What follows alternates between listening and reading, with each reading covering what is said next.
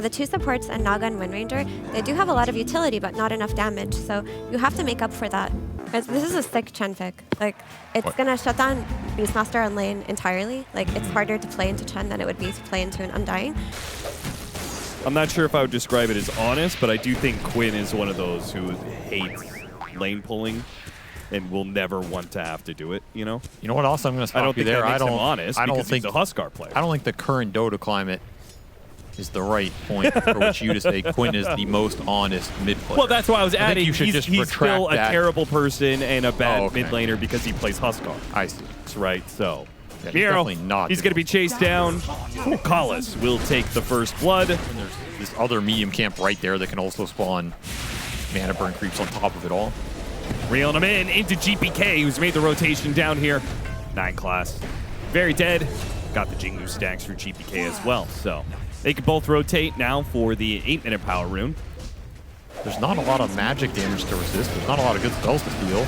Boat's going to come out, help protect no one here for the damage that is flying out from Kiritich and GPK. Not quite enough by itself. Another torrent going to be thrown down. Kiritich, nice dodge back there. Collis takes a bit of damage from save and his amp damage, but ultimately this is another play that PARIVISION attempted power shot. Missed off of that one. Gyrocopter got run down as it looks like DM and Satanic were able to position behind them as they went for that dive. PARIVISION and their patience, it really paid off there. A really nice defensive move. See if they overextend here on the push. Yeah, it looks like the Ruby's going to be caught in the side here, but it was Shackle Shot and the ult from Miro being chained up a bit here. Got to deal with this Tombstone. Out right in front of their faces, BetBoom will just have to run away for fear of the big zombie. Yeah, no song yet. Hard to engage into that ball. And Miro just low on resources too. Was farming up stacks, did not have a lot for this fight. They're going to try and man up. Yeah, they're trying to stop this mid tower from going down. Kiritich, another rotation into the mid lane. Great Jackal Shot, and that'll be the death of no one. And the Tombstone to be cleaned up. Tower saved. All right, BetBoom showing that they can strike back. Both of them can play this defensive team fight, it seems. Big overstep from no one. No boat on that. That's the only reason that play gets drawn out. Finding this TA in the jungle once or twice early. Do they even have the damage? Yeah, they can run him down, for sure. We'll definitely get on top of him. This is going to be a perfectly good initiation. They eat through that refraction pretty quickly. Now on cooldown, he's gone. And Miro will take the kill on the Chen as well. So man, really nice twofer there from BetBoom. I was going to say, killing this Chen is nice if you can also kill his army. They get all of it there. More earn charges for save. His focus fire does a not bad job eating through some of this refraction. And there's no way TA is fighting the Monkey King early. You will lose your mid tower though to that Kunkka, which does not feel great considering how far behind he was. Even just a single support pickoff could be enough. Sway the tides one direction or the other for this Roche taking, and Miro getting picked off is a big win for PARIVISION right outside of the pit. They could go right to it right away if they wanted. But it is still a tough fight. You're fighting into Call Down, you're fighting into Wukong's command. Even with the Crimson Guard, it's dangerous. Especially if DM dies here in the mid lane, getting pulled in inside the Wukong's command. He's trying to get off the Tombstone here, but he got burned of all of his mana. Thankfully, he got off the Crimson Guard, so he will survive, but impact could be negligible. It's Kataomi. Big hit from Satanic, a second one to follow it up, and he's just gone. No ability to turn that fight unless Kiritich wants to join. Didn't even get the song off. Go after it.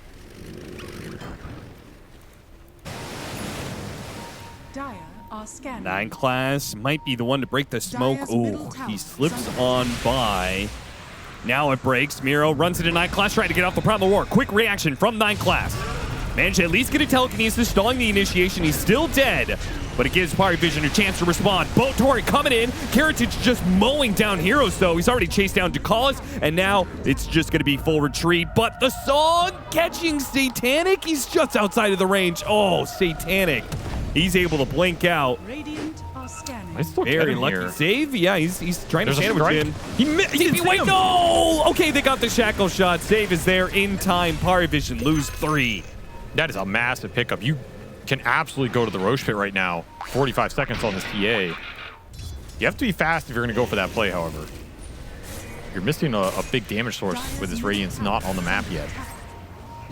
Nonetheless, they are going to force it. They believe in The Tombstone plus the Chen. I mean, this is tough against the Naga Siren.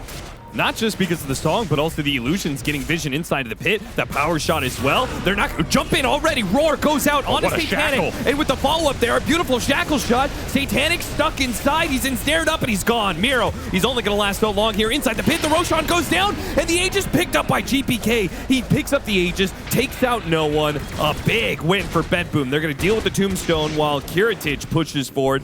See if he can find the extra kill here. Maybe run down to Callis. Jumping forward, GPK trying to help him out here. There's the threat of the Undying. Got to be careful of that Flesh Golem. But really, there's not too much stopping them from diving if they really want to go for it. Glyph goes out. I guess that's enough of a threat. Trying to get out here. What? And we are definitely not feeling pressure from BetBoom to accelerate this game. I think they are quite content with farming up their 3 cores here. Yeah. And progressing steadily towards the next Roshan. I will say I'm a little bit concerned that, like, you know, eventually the Kunkka will become a threat. Sure, yeah. But I mean, he has his radiance, he has BKB. He's definitely recovered in this game. And here comes the smoke.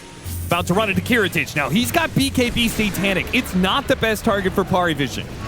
They can get something out of him. Miro's going to make his initiation. Another beautiful shackle shot. Kiritich getting full flat cannon shots. Not quite enough damage to finish off these heroes in front of him. Very tanky. Miro, he's being chased after by no one. One final swing will do the trick. Meanwhile, GPK arrives late to the fight, gets off the Wukong's command. A song comes in to bail him out.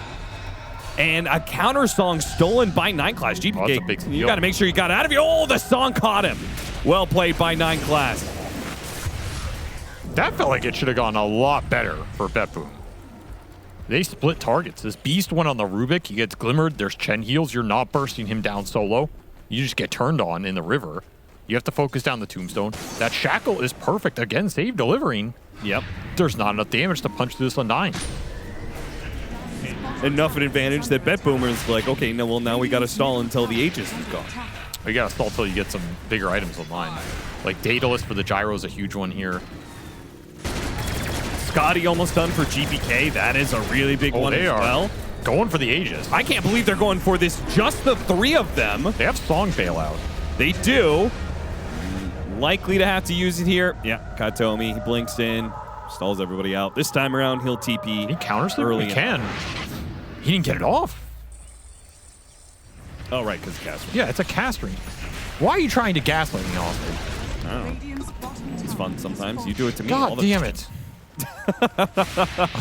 Man, I really... I've never questioned so many things I know. All right, early banner going to be dropped. There's the Daedalus.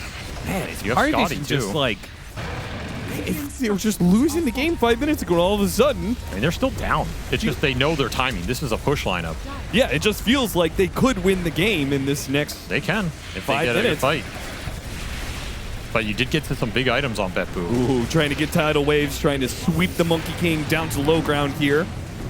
Kiritich actually has to use the BKB. Another great shackle shot. He holds off the Primal Roar. Now going to throw it out. Lotusaur bounces that back in. Boats coming in. Tidal Wave trying to stop the Gyrocopter. Satanic is perfectly healthy. He pops the BKB. He's fine. Oh my god. Oh, like they're just going to get wiped inside their base. Is Parivision just going to end it here? That was absolutely sick by 9 Class. He songed and caught GBK on the side of that fight.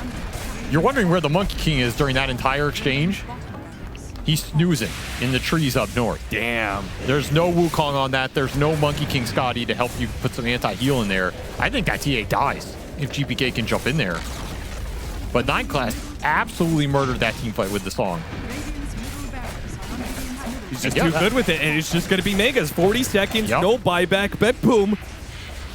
Oh, man. They did not have enough to rebuke. I don't know. It just seems like too much damage. Backdoor protection is up. Okay, maybe they actually can get these cores alive and have a chance at being able to fight. You're going to have to go stop the Megas. They're punching through right here. Naga stalled some of the waves. Oh, they're going to chill. There you go. They got it. All right.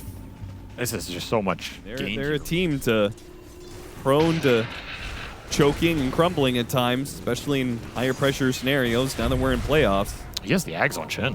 One more team fight would be the death of them here in this game 1. Lost the last 2 fights. Now a final hold. GPK, the gut jump point. This time they're all hitting the Templar Assassin. Will it be enough? Inside the Wukong's command. There goes the Primal Roar. The Wukong's command, it pushed aside. The Primal Roar pushed outside GPK, so the Wukong's command got canceled. It's over. It's done. You don't have nearly enough damage, and you're just getting outplayed with the big ult. Oh man, BetBoom, this is a rough game because you're sitting there going, we're not likely going to get a better position out of lanes into the mid game. No. We got that Roche contest deal. We were ahead, and you just get pushed down at the 35-minute mark. So I feel better about Storm personally. Well, they got a lot of time to think about this final pick. Yeah, the timer is almost certainly on PARIVISION here to win early. Maybe not to win early, but they have to make the plays, and they have. This is a free lane for Sniper. As long as you don't get skewered under the tower, which GPK avoided for the earlier portion of this wave, that's where it matters. No one is doing quite well CS-wise, though. That's a very good sign for him. But I expect GPK to put the screws in here with the Heritage gonna go down and can't even get the kill on 9 class first. 9 class will secure first blood. Instead, you're just kind of trading farm, and this is gotta feel nice for Pari when you have a free farming Lina on top of it. Brewmaster able to find that early kill on the Terrorblade. They're going straight into Heritage again as these Wisdom Shrines spawn. Heritage throwing his illusions at the Shadow Shaman, hoping that they can get the kill on 9 class, and it looks like this time they will. Okay. And he's got enough HP. The DM can't finish the job. He's going to have to make a run for it as Save shows up to lane. But it does mean on the other side of the map, the Shrine of Wisdom is taken by Takalis. So this might be double shrines for PARIVISION. I think it's why they were pressuring right there. They wanted to force BetBoom into a situation where you back this Terrorblade up and show supports, which opens up Wisdom Shrines, or if you're making a play for that Wisdom Shrine, your Terrorblade gets run down on the lane. Willing to make the sacrifice here with 9 class to win the objectives. It is a nice turnaround for Heritage. Early Fluffy Hat, giving him some extra XP or HP to play on during this laning phase. Lina's a very good hero to push out lanes and make this kind of rotation. And Heritage might just get caught by it. He hasn't seen the Lina yet. Now spots him and immediately going to be slowed down thanks to Dragon Slave. 9 class cuts in from behind. TP's coming in, but it looks like they're going to be far too late as the Brewmaster popping the ultimate kind of ensures there's no way Heritage survives. They should and get if 2 for this. anything, might be able to get the extra kill. As Save is going to be shackled up. Double kill for DM. Super nice rotation here. Wave going in. You know this Terrorblade's going to show up. You just hide right outside that vision range. Guarantee the rundown. Guarantee the magical burst damage. Satanic making a nice move. He's going to clean up a tower for it as well. No one can get slept. Gap closed. It's just not guaranteed in this game. Ooh, a haste rune. Smoked up for it. No one's going to quickly take it. It does mean the Blink Dagger reveal on a target that he was not hoping to get with this smoke. He was certainly hoping to be able to find the sniper, Kataomi, try and keep himself alive here with some healing off the Purifying Flames, but it looks to be too much damage as long as no one pops the haste rune. Use the RP. He still doesn't have enough. He's out healing the damage. One final shockwave. It gets him on the pullback, but now he's going to be assassinated. Ooh, so close to getting blinked there, too. Oh, yeah, that was a close call. That was certainly not worth it, though. Miro, okay, he's going to pop the Ravage. It was almost too late, though. Could get slept here. Or netted. Slow him down with a power shot. Okay, that'll be enough. See if Pari make a move with the RP coming up in 50 seconds if they want to go for that mid lane, because that tower's still full, but you can wrap on this objective with the ults up. Like with the wards, the primal split, a blink skewer RP, that's enough to take the fight around there, particularly when Ravage is on cooldown. You're going to have your RP up before the big ult for Ty comes online, and you just got your Radiance on the Brewmaster. Yeah, DM just pushed it in the bottom lane, then wraps into mid. I feel like it's kind of guaranteed. Yeah, I think this is a absolutely spot-on play. This is a difficult one for BetBoom to respond to. You need to have really good position on the sniper. Oh, gotta be songed. And he just got caught in the river. Ensnared, so it should be an easy skewer if they want to go for that. Got him locked down. There goes that false promise, though. GPK forced back. The Primal Split, meanwhile, is chasing after Save with the Radiance. Might be able to get that kill with the Boots of Travel on the Lina. They should easily clean up Save. GPK is kept alive for now, but now Satanic shows up, kills the Oracle, skewer in, RP, lock it down, and Miro's just kind of sitting in the middle going, I don't have Ravage, so I really can't do much here for you guys. He'll just join the rest of the team in death as a triple kill for DM. Yeah, he's feeling it. His Brewmaster is off to a crazy good start. I had so much gold injection. Too many entry points for PARIVISION to get into that fight. This is why this game just looks hard. I just don't see how, as BetBoom, you're supposed to maintain your front line when there's so many ways to just go around it and get on the targets you want anyway. Smoke across, trying to put the sniper to use here. An excellent catch. Satanic will get the kill onto safe before he goes down. So he makes the best of a bad situation, honestly. But at least BetBoom do manage to bring down Satanic, stop him a little bit, get his killing streak. Like, which do you think is most effective against PARIVISION? I mean, I've said it time and time again, crush mid. Like, you have to crush this guy mid. You have to bring their supports to mid, and you have to make them play that classic Western European try-on-try mid style and have strong independent side laners. I think it is the best recipe, and then you hit some mid-game timings. Like, I think going ultra late against PARIVISION is just, it's a gamble, and most teams have not won that gamble this season. No, they haven't. Maybe Spirit could, but Magnus, they're not here. Blink Dagger, Horn Toss up already, BetBoom. Well, they get to the high ground here. They're going to get their defensive fight, but now the repositioning already starts. Miro starts taking a bit of damage. Doesn't want to pop the Ravage early, but it means the Primal Split is going to go off here. Sniper got caught inside the Serpent Wards. Don't panic, though. He's not taking much damage. He's fine. And PARIVISION haven't found an opening yet, but they are kicking him off the high ground. His Primal Split is going to work, and now the RP lands on a 2. Miro pops the Ravage, but the supports are already dead. It's up to GPK to do all the damage here, as clearly Kiritich is already done with the fight. Again, I don't know how you're supposed to take this fight as BetBoom. The positioning is just impossible, and you have no jump. You can't jump anybody. You're just watching your supports die to Brule. 20 minutes, it said it was 50-50. Right. And we're only 6 minutes after that. So I'll let you extrapolate the data. Must be like a 6% difference. Radiant's middle tower. Well, unfortunately, it was some nice mathematics you pulled there, some acrobatic mathematics. But the net worth lead is growing for PARIVISION. It's called Hollywood accounting. You do it very well. Thank you. Aegis pickup for the Lina still leaves them with 2.5 minutes with 2 tier 2s down and a high ground to hit. I'm feeling a bit of deja vu right now, Avery. We have the Blink Ravage. Pull him in, shackle him up. Shackle shot, managed to get the Ravage as the blink in from the Magnus as well. It almost looked ideal, but nobody died. A song, a reset. They are grouped up for a 3-man RP. GPK managed to hit it with the Hurricane Pike. Okay, and Laguna Plate got put onto a BKB GPK. That kind of seems okay to me. As long as he gets away from Satanic, but Satanic's just not stopping. He got Horn Toss back into Lina, and he dies. Kiritich, he can't seem to do the damage either. They give him the false promise, but Satanic, he's doing damage. He's not taking any damage. He gets off a Sunder. He still dies. It was too much. Satanic is he's literally just standing here mowing him down. It didn't take 3 team fights this time around. It took 1 team fight. 1. Okay, that's it, yeah. all it took. Just 1 punch. And PARIVISION knock out BetBoom. I mean, no one is close to this team right now. I think I expected a bit of a better fight from BetBoom. The game 1 was pretty close. This game, they just got outdrafted, man. It's just not close. This was one of those games where you could tell your team we should have executed this, and maybe we have a chance. But honestly, 9 times out of 10, I will take PARIVISION's draft. I think that team fights are impossible for BetBoom to take. I think this game probably felt really frustrating, especially for Kiritich. You're supposed to come in and deal this damage as a Terrorblade.